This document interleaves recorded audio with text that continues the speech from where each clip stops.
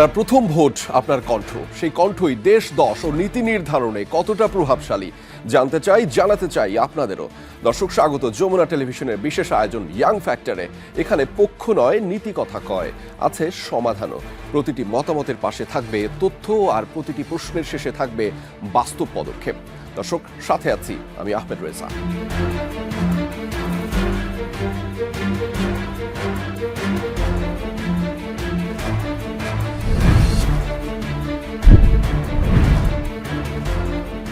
চার কোটিরও বেশি তরুণ ভোটার এবারের ত্রয়োদশ জাতীয় সংসদ নির্বাচনে প্রভাবক ও নির্ধারক। তাদের ভোটেই নির্বাচিত হবে আগামীর প্রতিনিধি। কেমন প্রতিনিধি চান তারা, জানবো তাদেরই কণ্ঠে। সেজন্য যুক্ত রয়েছেন আমাদের সাথে, যুক্ত আছেন বেশ কয়েকজন তরুণ যারা প্রথমবারের মতো এবারের জাতীয় নির্বাচনে ভোট দিতে যাচ্ছেন। দর্শক, একই সাথে আমাদের সাথে যুক্ত রয়েছেন সম্মানিত দুজন অতিথি। আমি প্রথমেই আমাদের অতিথিদের সাথে আপনাদের পরিচয় করিয়ে দিতে চাই। আমাদের সাথে যুক্ত রয়েছেন সামি দোহা, কালচারাল অ্যাক্টিভিস্ট। স্বাগত আপনাকে ইয়াং ফ্যাক্টরে। নিশ্চয়ই ভালো আছেন? অবশ্যই, thank you so much for inviting me. আমি খুবই এক্সাইটেড আপনার সাথে এবং এই আমাদের তরুণদের সাথে কথা বলবার জন্য। নিশ্চয়ই আমরাও দুর্দান্ত পরিমাণ এক্সাইটমেন্টের মধ্যে রয়েছি, বিশেষ করে আমাদের সামনের জাতীয় নির্বাচন নিয়ে। দর্শক, আমাদের সাথে যুক্ত রয়েছেন করভি রাকসান্দ, সোশ্যাল অ্যাক্টিভিস্ট। স্বাগত আপনাকে ইয়াং ফ্যাক্টরে। নিশ্চয়ই ভালো আছেন? থ্যাংক ইউ, ভালো আছি। আজকে এক্সাইটেড এই ডিসকাশনে পার্টিসিপেট করার জন্য। আপনাকে পেয়ে ভালো লাগছে। দর্শক, তবে যাদের জন্য আয়োজন, মূলত আমাদের এই আয়োজন, এবং যারা আগামীর নির্বাচনে প্রভাবক হিসেবে কাজ করবে, তারা বেশ কয়েকজন সদস্য এরকম রয়েছেন। আমি তাদের সাথে আপনাদের পরিচয় করিয়ে দিতে চাই। আমাদের সাথে যুক্ত রয়েছেন আমানুল্লাহ পরাগ, শিক্ষার্থী, ইউনাইটেড ইন্টারন্যাশনাল ইউনিভার্সিটি। স্বাগত আপনাকে। রয়েছেন শায়লা শবনম রিচি, শিক্ষার্থী, ঢাকা বিশ্ববিদ্যালয়।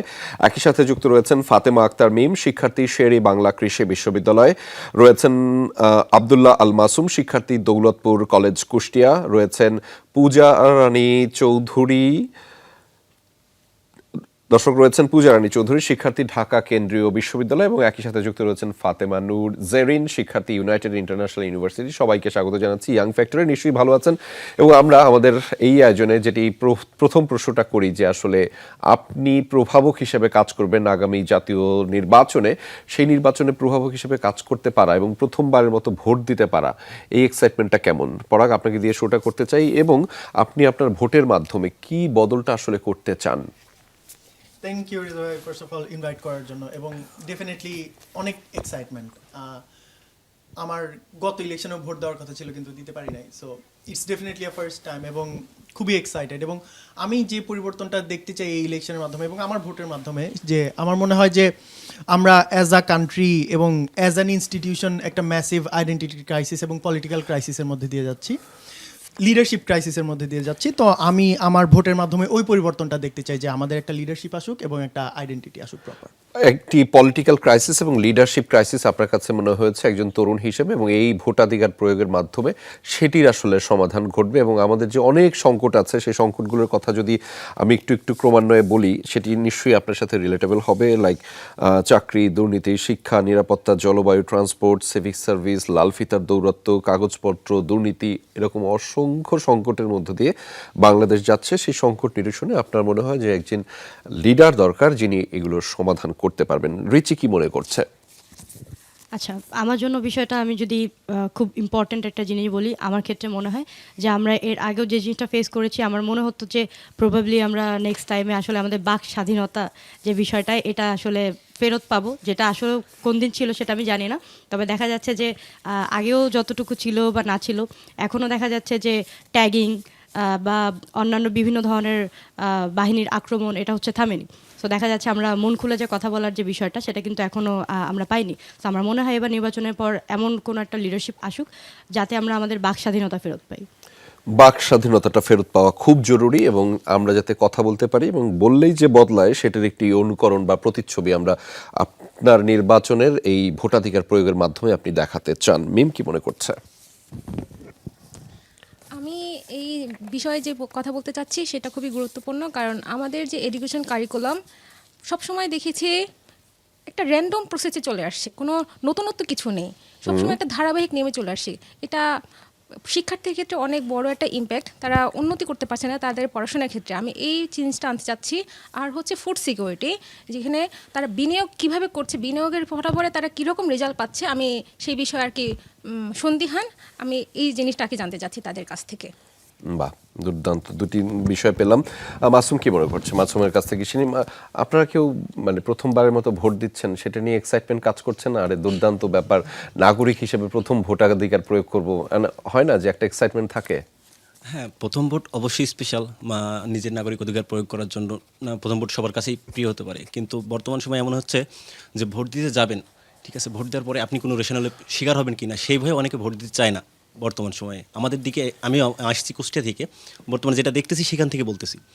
আর ভোট দেওয়ার পরে হয়তো বা আমি চাবো আমার ক্ষেত্রে দেশের জন্য যেটা জরুরি সেটা সবাই বলবে, কিন্তু আমার ক্ষেত্রে আমার বেসিক আমার এলাকার কি জরুরি আমি দেখছি সেটা, যেমন বর্ডার সিকিউরিটি, ঠিক আছে, বর্ডারের এইটা হচ্ছে অনেক জরুরি ইস্যু। মনে করেন যে আমাদের বর্ডার লাইন যেটা আছে সেখান থেকে মনে করেন যে অবরোহ, জাস্ট মাদক বলেন, অস্ত্র বলেন, এগুলো তো কোনো প্রতিনিধি যায় পাহারা দেবে না, পাহারা দেবে বিজিবি। তো আমাদের দেশে তেমন কোনো যদি নেতৃত্ব আসে যারা আসলেই বর্ডার সিকিউরিটিতে ধ্যান দেবে, এটা আমাদের চাওয়া। প্লাস আমার আর একটা চাওয়া আছে স্বাস্থ্যসেবা, ঠিক আছে। আচ্ছা। স্বাস্থ্যসেবার ক্ষেত্রে দেখতে পাই যে আমরা হাসপাতালের রোগীর সংখ্যা অনেক, কিন্তু হাসপাতালে দেখা যাচ্ছে পর্যাপ্ত বেড নেই। প্লাস রোগীর সাথে যে নার্সদের যে ব্যবহার, ডাক্তারদের যে ব্যবহার, এই বিষয়ে কারোর কোনো ধ্যান নেই। সেটি আপনি আসলে বদলাতে চান, বিশেষ করে সীমান্তে নিরাপত্তা এবং স্বাস্থ্যসেবা। স্বাস্থ্য খাতকে আরো বেশি সমৃদ্ধশালীকরণ করার ক্ষেত্রে আমাদের যে বাংলাদেশ আগাবে, সেটি আপনি ভোটাধিকার প্রয়োগের মাধ্যমে সেই স্বচ্ছতাটা আনতে চান অবশ্যই, দুটি খাতে। অবশ্যই। জেরিন কি মনে করছে? ভাইয়া যেটা প্রথমেই বললেন যে আমার কেমন লাগতেছে, সত্যি কথা বলতে আই এম ফিলিং লাকি, কারণ আমি আচ্ছা। প্রথমবারের ভোটার এবং আমি ভোট দিতে পারতেছি। আচ্ছা, ছোট কথা, আমি অনেক মিনিংফুল। হ্যাঁ, তো আচ্ছা। আমি হচ্ছে গিয়ে সেজন্য আমাকে নিজেকে খুবই লাকি মনে করতেছি। এর বাইরেও আমি আমার এই ভোটাধিকার প্রয়োগ করার মাধ্যমে আমি যেটা চাচ্ছি সেটা হচ্ছে গিয়ে রাস্তায় যাতে আমি এবং আমার সাথে যারা আছেন তারা যাতে নিরাপদে চলাফেরা করতে পারে, এবং সেই নিরাপত্তাটা আমি চাচ্ছি।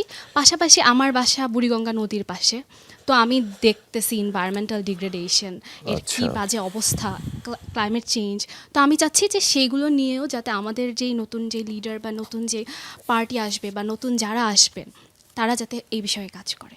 বাহ, দুটি বিষয়, একটি হচ্ছে নারী নিরাপত্তা এবং পরিবেশের যে বিপর্যয় ঘটছে বিভিন্ন খাতে, সেটি নিয়ে যেন নীতি নির্ধারক বা যারা দেশের দায়িত্বে আসবেন তারা যেন ক্ষমতায় না আসুক, দায়িত্বে আসুক, দায়িত্বে এসে সেটা নিয়ে কাজ করবেন। পূজা, সবসময় দেখে এসেছি যে বড়রা ভোট দেয়, প্রথমবারের মতো নিজেকে ভোট দিতে পেরে খুবই লাকি ফিল হচ্ছে। এবং আমরা এমন সময় ভোট দিচ্ছি যেখানে পরিবর্তনের আকাঙ্ক্ষা খুবই স্পষ্ট বলে মনে হয় আমার। আর আমি সামনের বাংলাদেশ এমন চাই যেখানে শিক্ষা, স্বাস্থ্য এবং কর্মসংস্থান সব যেন সমান অধিকারে সবাই পায়, এবং বাংলাদেশ যেন একটি দুর্নীতিমুক্ত রাষ্ট্র হতে পারে। চাওয়া। দুর্নীতিমুক্ত রাষ্ট্র হওয়াটা খুব জরুরি, সেজন্য আমাদের একত্রিত হয়ে সবাই ভোট দিতে হবে। তো আপনারা সবাই ভোট দিচ্ছেন, এটা নিশ্চিত।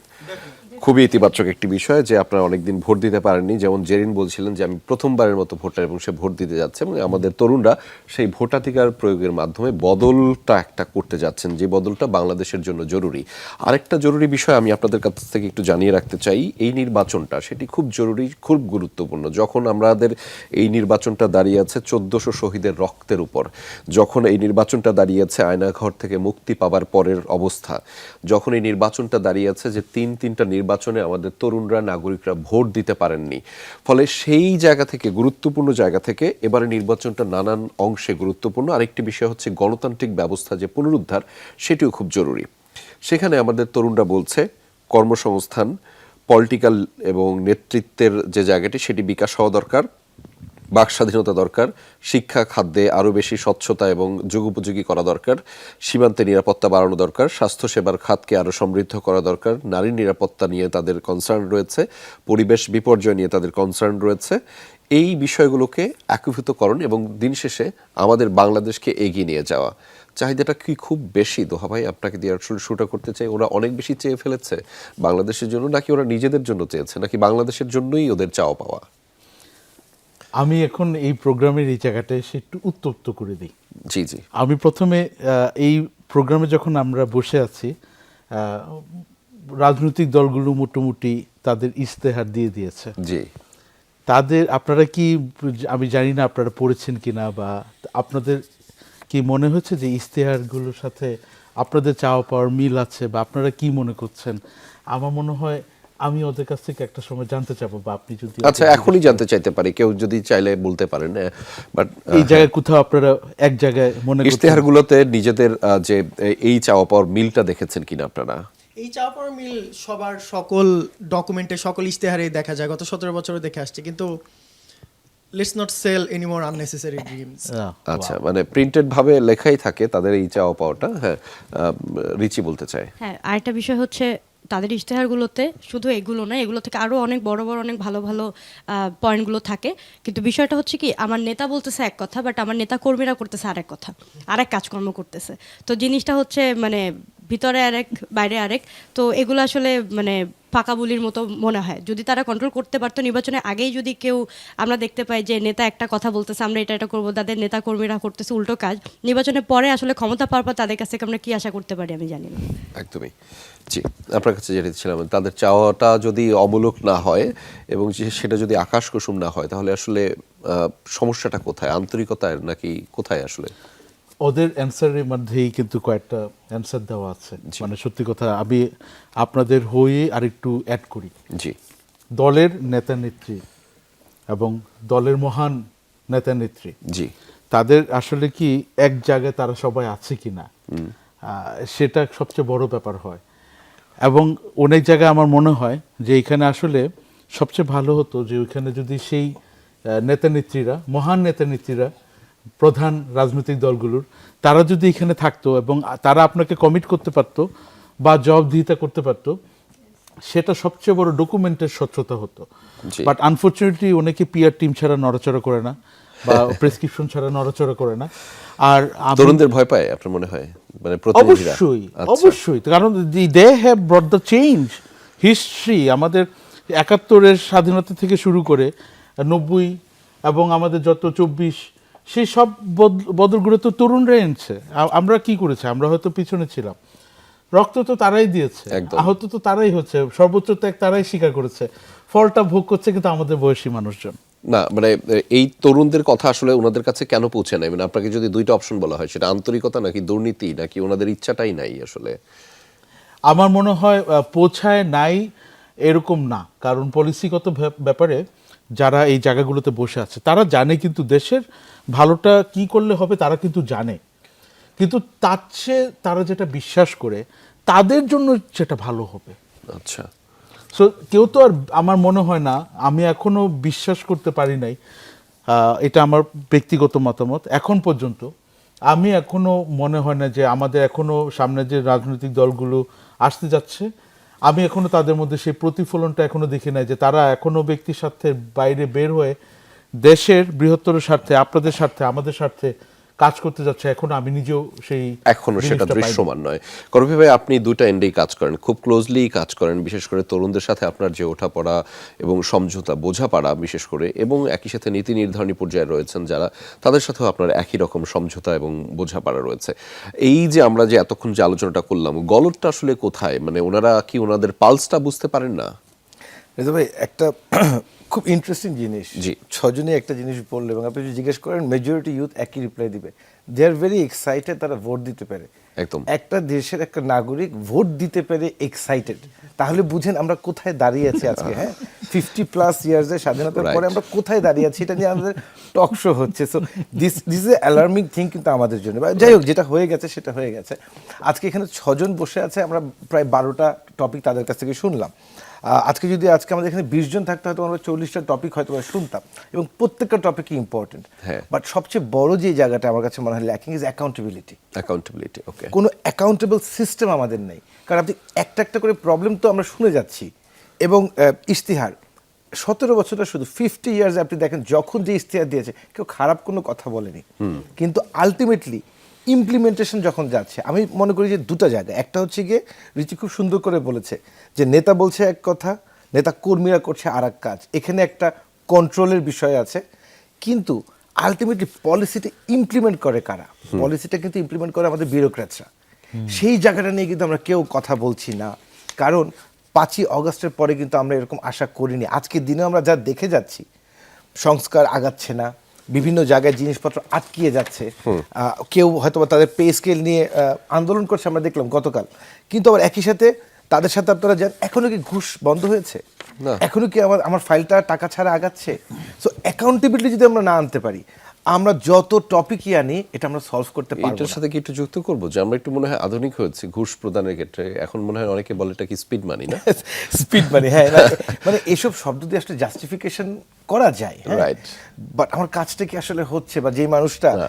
একটা টাকা দিয়ে চাকরি নিচ্ছে, সেই টাকা তো সে আসলে জনগণের কাছ থেকে তুলবেই, এটাই স্বাভাবিক। তো এইটা যদি আসলে বন্ধ না হয়, তাহলে আমরা যত টপিকই আনি আসলে অ্যাকাউন্টেবিলিটি অ্যান্ড গভর্নেন্স ইজ, আমার কাছে মনে হয় যে খুব বড় একটা ইস্যু। বড় একটা জায়গা। এবং আমাদের তরুণরা আপনাদের কাছে কিছু প্রশ্ন করবে, সেটার জন্য আমি নিশ্চয়ই আপনাদেরকে 1-2 মিনিট সময় দিব। কিন্তু তার আগে আমার একটি বিষয় জানার, যে আপনি দেখছেন রাজনৈতিক দলগুলো যেভাবে প্রচারণা চালাচ্ছে, মূলত সেখানে প্রচারণায় বিভিন্ন বিষয় আমি আসছি, কয়েকটা উদাহরণ আমি বলছি। কবরে চতুর্থ প্রশ্ন কি হবে, এই প্রচারণা আমাদের রাজনৈতিক দলগুলো চালাচ্ছে। তাহাজ্জুদ নামাজ পড়ে আপনি কি করবেন, সে প্রচারণা তাদের মধ্যে রয়েছে।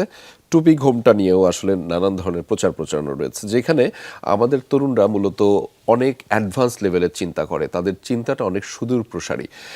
সেইখানে দাঁড়িয়ে এখনো এরকম নির্বাচনী প্রচারণাকে আপনি কেমনভাবে দেখেন করবি ভাই? একটা আনসার হচ্ছে কি যে ইট ইজ স্টিল ওয়ার্কিং। কিছু কিছু মানুষ এটা শুনছে, তার মানে কিছু জায়গায় কিন্তু আমরা এখনো আটকে আছি। কারণ আচ্ছা। অনেকেই কিন্তু, আমি সবার কথা বলছি না, মেজরিটি হয়তো শুনছে না, বাট একটা গোষ্ঠী কিন্তু শুনছে। So we need to create more awareness, যে আসলে কি আমি কোনো একটা দলকে ভোট দিয়ে কি আসলে আমি বেহেশতে যেতে পারবো। আবার এটা আমরা ব্যাখ্যাও খুব সুন্দর করে দেওয়ার চেষ্টা করছি কিন্তু সেই দলগুলো, হ্যাঁ। সো আমার কাছে মনে হয় যে আমাদের প্রচুর অ্যাওয়ারনেসের প্রয়োজন, যে ভোট তো দিব আসলে আমি একটা মানুষকে দেখে, জি। সেই মানুষটা কি আমার জন্য কাজ করবে, আমার এলাকার জন্য কাজ করবে, সে কি দেশের উন্নতি করবে, সে কি আমার এলাকার উন্নতি করবে, জি। নাকি আমি আমি ইন ফিউচার যেটার কথা আসলে আমরা জানি না, সেই জিনিস বিক্রি করে। কিন্তু it is alarming, it is working in some places.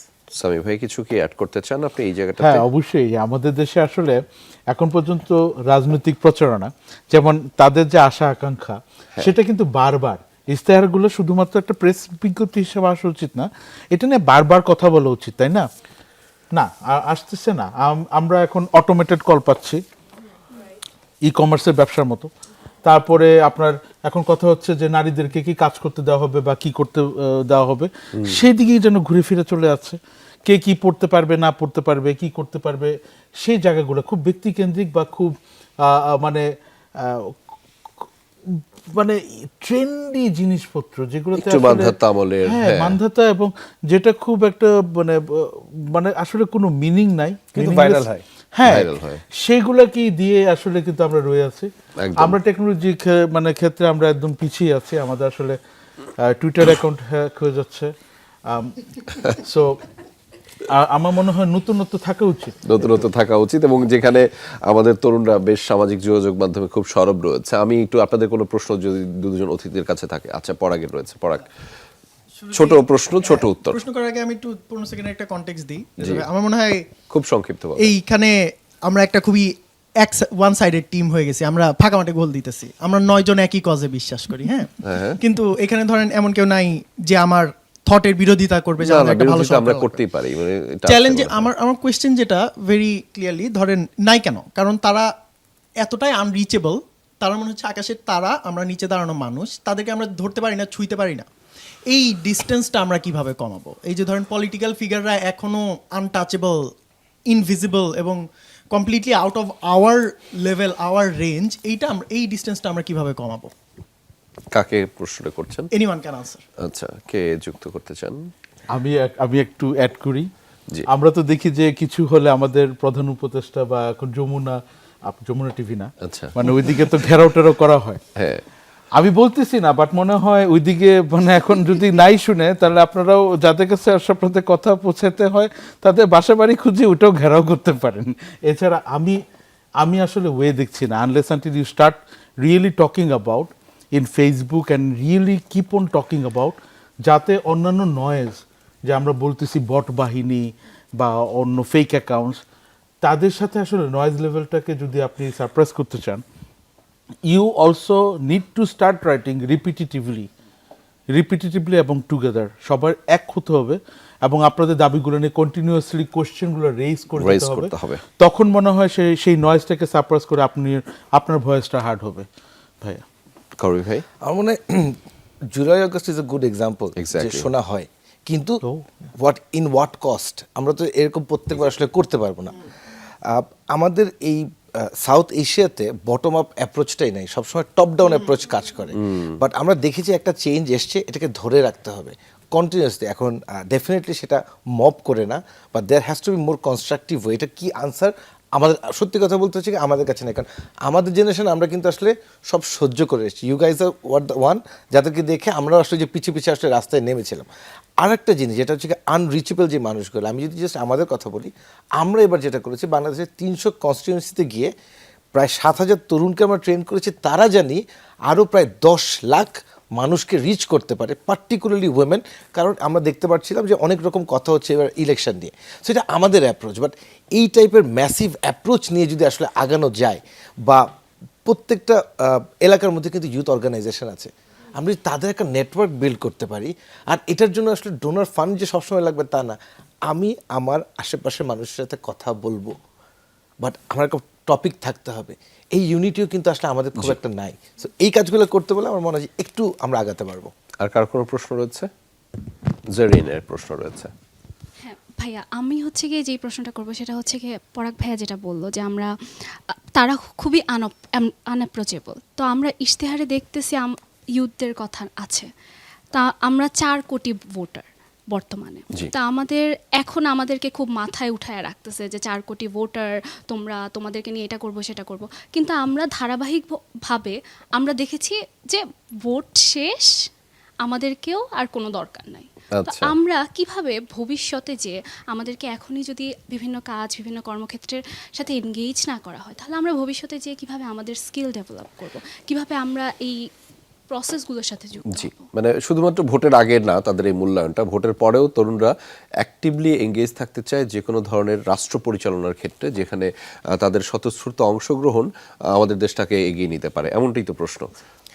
তরুণদেরকে আগেও সোলজার হিসেবে ব্যবহার করা হয়েছে, জেনারেল হিসেবে আসলে কখনোই কল্পনা করা হয় না। হ্যাঁ। মোস্ট প্রবাবলি 12 তারিখের পরেও খুব যে আহামরি চেঞ্জ আসবে মনে হয় না, কারণ 5 তারিখের পরে আই ওয়াজ ভেরি হোপফুল যে অনেক জায়গায় আমরা অনেক চেঞ্জ দেখব। কিন্তু ইফ ইউ আস্ক মি, এখন ডিজিটাল যুগে বাস করি, ডিজিটাল নয়েজ ক্রিয়েট করা যায়, আমাকে সবসময় রাস্তায় নামতে হবে তা না। ইমাজিন 4 কোটি না, 1 কোটি ইউথ যদি একসাথে একটা স্টেটাস দিয়ে বলে this is what we want, that will create a world wide noise. কিন্তু আমাদের মধ্যে কি আসলে ইউনিটি আছে কি না, আমরা কি কমন কজে আমরা তরুণরা একসাথে হতে পারছি কি না, এই টাইপের জায়গাগুলো কি আর there things that you guys can do. কারণ কি আমরা কিন্তু it's easy to blame, but আমাদের মধ্যে যদি ইউনিটি থাকে তাহলে কিন্তু কিছুটা হলেও সম্ভব। কিছু মানে এক্সাম্পল তো জুলাই আগস্ট, এখন সবসময় রাস্তায় নামবো না, ডিজিটাল যোদ্ধাও তো আসলে থাকতে পারে, যেটা ইম্প্যাক্টফুল হয়। ছোট প্রশ্ন। জি। আচ্ছা, বিভিন্ন ধরনের পলিটিক্যাল মুভমেন্ট বলেন বা দেশের যে কোনো ইম্পর্টেন্ট পরিস্থিতি বলেন, একটা মিডিয়ার কিন্তু অনেক গুরুত্বপূর্ণ একটা পজিশন থাকে সেখানে। এখন আমার দেশে যদি আমি বলি, জুলাই মুভমেন্টের পরবর্তী এই সময়কে এসেও কে আজানের সময় মাথায় কাপড় দিতেছে, কে হচ্ছে মানে গাড়ি থেকে নেমে পায়ে হেঁটে যাচ্ছে, এটাও নিউজ হচ্ছে। তো এখন এই জায়গায় মিডিয়াকে কিভাবে আমরা জবাবদিহিতার আন্ডারে আনতে পারি, আমার মনে হয় এ বিষয়ে আপনাদের খুব কি মনে হয়? গুরুত্বপূর্ণ। কে বলবেন, কার কাছে প্রশ্নটি? ভাই আচ্ছা, দুজন আমাদের সম্মানিত অতিথি। এটা মনে হয় প্রথমে আমি শুরু করবো হচ্ছে কি এখানে যমুনা টিভিকে থ্যাংক ইউ দিয়ে, যে আসলে ওই জুলাই আগস্টে আসলে they played a very important role. অনেকগুলো নিউজ আসলে আমরা জানতে পারতাম না আসলে তারা না থাকলে, কিন্তু আবার সময়ের সাথে আমরা দেখলাম যে আসলে ইম্পর্টেন্ট নিউজের সাথে আমরা এই টাইপের নিউজগুলো আসলে দেখছি, নিউজ চ্যানেলগুলো চালাচ্ছে। আমার প্রশ্ন দুটা, নিউজ চ্যানেল সেটাই চালায় যেটা মানুষ খায়, আমরা কেন এটাকে গিলছি? রেজার্ভের এক্সাম্পল দিয়ে বলি, যখন ওনারা ক্লাইমেট চেঞ্জ নিয়ে একটা নিউজ করে, সেটা শেয়ার হয় 100-200। যখন কোনো নায়িকাকে তার বাসায় কি পাওয়া গেছে সেটা আসে, তখন সেটা হয়ে যায় হচ্ছে হাজার হাজার। সো এটা কিন্তু দুই পক্ষের, আমাদের জার্নালিস্টদের বা আমাদের টিভি চ্যানেলেরও আসলে যেরকম একটা দায়িত্ব আছে, অ্যাজ সিটিজেন্স আমাদেরও দায়িত্ব আছে। সো আমাদের সবসময় আসলে দুইটা সাইডই আসলে ডিসকাস করা উচিত। আপনি কোনটা নেবেন সেটা আপনার উপরে, ঠিক আছে? যে গণমাধ্যমের জায়গা থেকে অনেক কিছু করে, এটাও হয়তো অনেকটা রিপ্রেজেন্টেশন বিভিন্ন স্টেক হোল্ডারদের। আপনি কি এই বিষয়ে কোনো ধরনের কথা যুক্ত করতে চান? আমি সাইদ ভাই? আসলে খুব অল্প করে। মিডিয়ার পাওয়ার আর ভোটের পাওয়ার দুটাকে একই রকম ভাবে দেখি। যারা কনজিউম করছে মিডিয়া বা যারা ভোট দিচ্ছে, জি, তারা অ্যাজ এ হোল তাদের নাম্বারটা, তাদের ডেমোগ্রাফিক্স, তাদের শিক্ষা দীক্ষা, তাদের টেস্ট, রুচি, এই সব কিছু কিন্তু আসলে মেজরিটি ফ্যাক্টর একটা দেশের উন্নতির জন্য। মিডিয়াটা মানে আপনি এখন ব্যাপারটা চিন্তা করে দেখেন, আপনি ভোট নিয়ে এক্সাইটেড হতে পারেন, কিন্তু আপনি আপনি যদি শিক্ষিত হন, আপনি দেশ নিয়ে চিন্তা করেন, বাট আপনি যদি মাইনরিটি হন, তখন কিন্তু আসলে আপনার কথাটা কিন্তু ভোটেও হারিয়ে যাবে, মিডিয়া কনজামশনেও হারিয়ে যাবে। মিডিয়াও কিন্তু তখন মানে just for the sake of marketing, কমার্শিয়ালাইজেশনের কারণেই কিন্তু তাদের কিন্তু টার্গেট করতে হচ্ছে, যেটা আসলে মানে রিচের দিকে, মানুষ টিআরপি, হ্যাঁ, তো সেদিকে থাকছে। সো আমাদের একসাথে কিন্তু অনেক কাজ করার ব্যাপার আছে। শুধুমাত্র চাহিদা থাকবে তখন কিন্তু কেউ দিবে না, কিন্তু আমরা যখন একসাথে হতে থাকবো, একসাথে আমাদের ভয়েস রেজ করতে থাকবো, আমরা আমাদের displacement about those kind of news, যে নিউজগুলো আসলে জাস্ট নয়েজ, যে আসলে কে মাথায় কাউ দিল, কে হেঁটে আসতেছে, মানে আর অন্য কিছু ইঙ্গিতপূর্ণ কথা বললাম না। আপনারা যখন এক হতে থাকবেন, এবং তার সাথে যেমন আপনি অনেকদিন ধরে শিশু শিক্ষা নিয়ে কাজ করছেন, কারণ আমাদের এই বড় উন্নতি আনতে গেলে কিন্তু আপনার শিক্ষিত জাতি দরকার।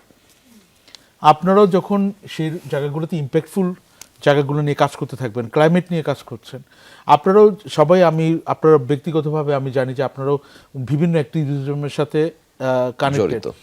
যখন আরো বড় ইউথরা এই ব্যাপারগুলোতে আসতে থাকবে, এক হতে থাকবে এবং ইম্প্যাক্টফুল কাজ করতে থাকবে, তখন কিন্তু এখন না হোক, হয়তো 12 তারিখে পরে আমরা ইমিডিয়েটলি দেখব না, কিন্তু হয়তো একটা সময়ে কোন একটা ফেব্রুয়ারি মাসের নির্বাচনে আমরা আরো বড় ইম্প্যাক্টফুল চেঞ্জ আমরা হয়তো দেখতে পাবো। জি, যেটা জেরিন একটু আগে বলছিল যে ভোটের আগে আমাদেরকে যেভাবে সমাদর করা হচ্ছে, পরবর্তীতে সমাদরটা করা হবে। তো সেক্ষেত্রে কিন্তু জেরিন, এই যে ভাইয়া যেটা বললেন যে ইউনাইটেড থাকার যে বিষয়টা খুব জরুরি, তরুণরা যদি ইউনাইটেড থাকে তাহলে এই শক্তি ভাঙার মানে আসলেই যে কোনো দলের পক্ষে কঠিন হয়ে যাবে।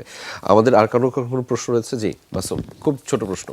প্রশ্ন বলতে প্রত্যেকটা দল নির্বাচনের আগে নির্বাচনী ইশতেহার দিচ্ছে, ঠিক আছে? নির্বাচন যখন হয়ে যাবে, দেখেন একটা দল ক্ষমতায় চলে গেল, পরবর্তীতে আমাদের যেই সাংবাদিকগণ আছে বা টেলিভিশন চ্যানেল, যখন ইশতেহার তারা পূরণ করতে পারে না, 17 বছর হয় নাই বা কখনো হয় নাই, পূরণ করতে পারে না, তখন এই নিউজ যারা সাংবাদিক আছেন তারা কেন ওই নিউজটা প্রচার করেন না? যেন তাদের কাছে তো রিসার্চ টিম আছে অবশ্যই, যে এই অঞ্চলে এই এটা করে, তো এটা তো প্রচুর নিউজ হয়।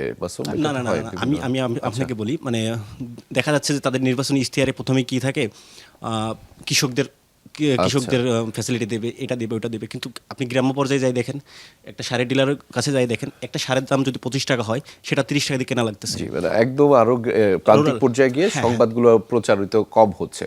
জি, আপনারা কি তাই মনে করেন কিনা? এটা হয়, আমি যদি ছোট করে বলি, এটা হয়, এটা কিছুটা প্রেসারে হয়, বাট আমার মানে সবসময় আমি বা জাগর অ্যাপ্রোচ হচ্ছে, can we create a solution, right? Can I become the journalist? আমি কি আসলে ফেসবুকে বা ইউটিউবে আসলে এইটাকে আপলোড করে বলতে পারবো? যদি পারি তাহলে আসলে মেইন স্ট্রিম টিভি চ্যানেল হয়তো এটাকে পিক করবে, কারণ টিভি চ্যানেলের বিহেভিয়ার চেঞ্জ করার ক্যাপাসিটি হয়তো আমাদের নাই, বাট তাদের একটা প্রেশার ক্রিয়েট করার একটা অপরচুনিটি আছে। সবার হাতে একটা ফোন আছে, সেটাকে আমরা ভালোভাবে ইউজ করব নাকি খারাপভাবে ইউজ করব, এটা আমি রাখতে চাই।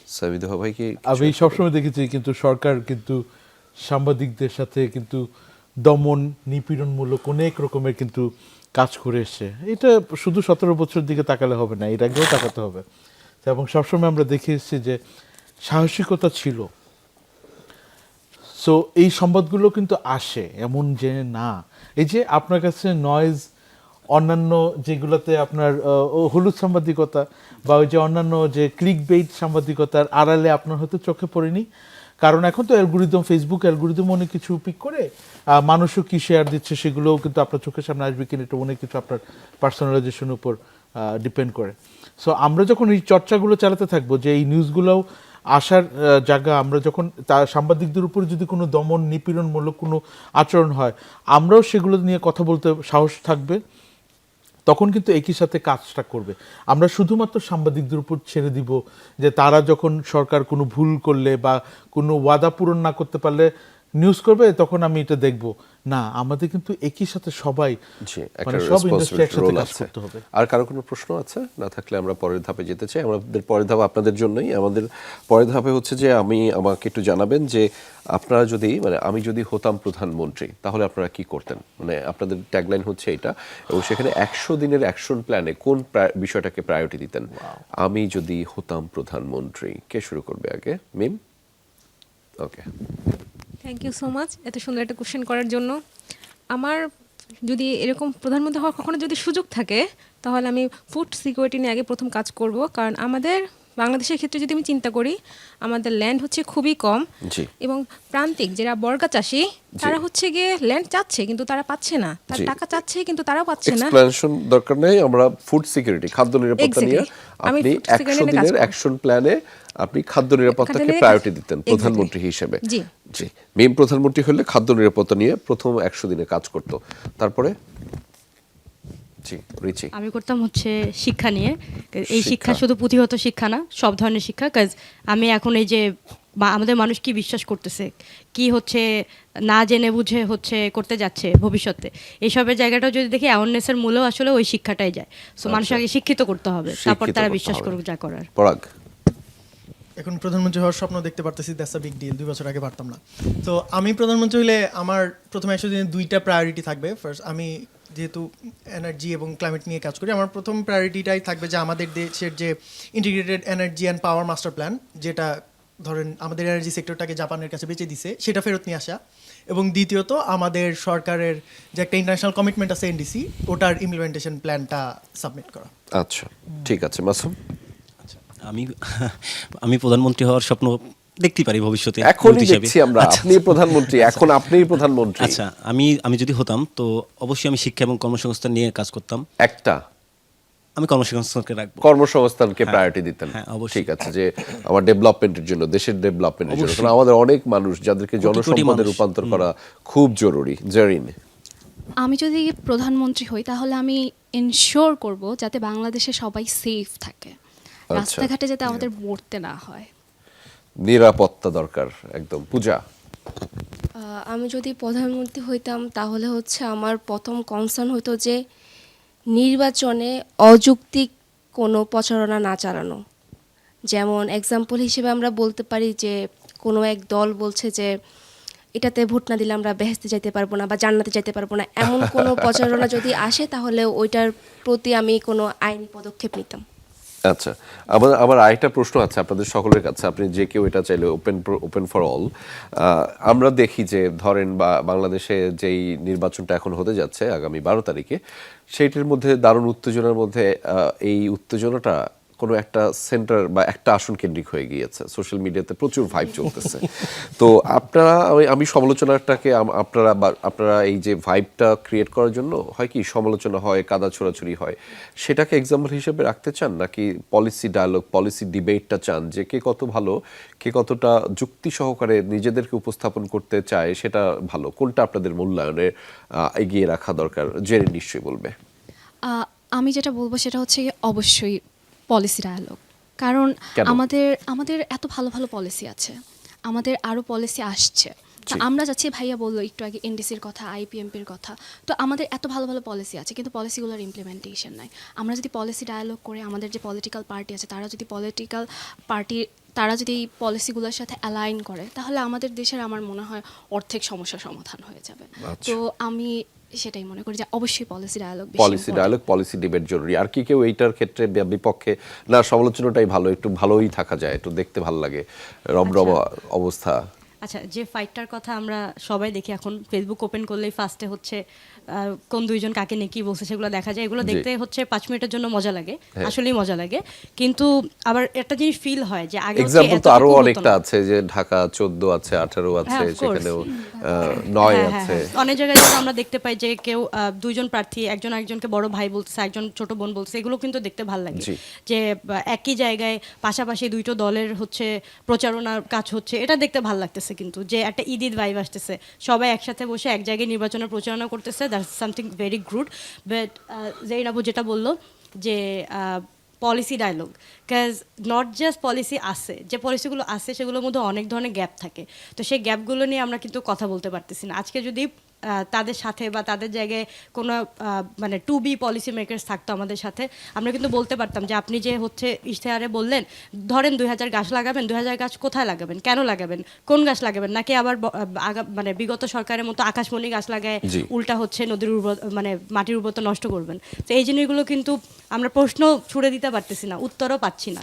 তো সেই পলিসির যে গ্যাপগুলো গ্যাপই রয়ে যাচ্ছে, ইমপ্লিমেন্টেশন তো পরের বিষয়। জি, আমার আরেকটা প্রশ্ন থাকবে আপনাদের জন্য, আমি ফিরছি। তার আগে সেই প্রশ্নটা হচ্ছে যে জীবনযাত্রার মান সহজ করতে আপনি কি করবেন দেশের জন্য, সেটা একটা জানাবেন। সরকারের কাছ থেকে তো অনেক চাইলেন, আমি সেটাতে আসছি। তার আগে একটু আমি আমাদের এক্সপার্টদের সাথে কথা বলতে চাই।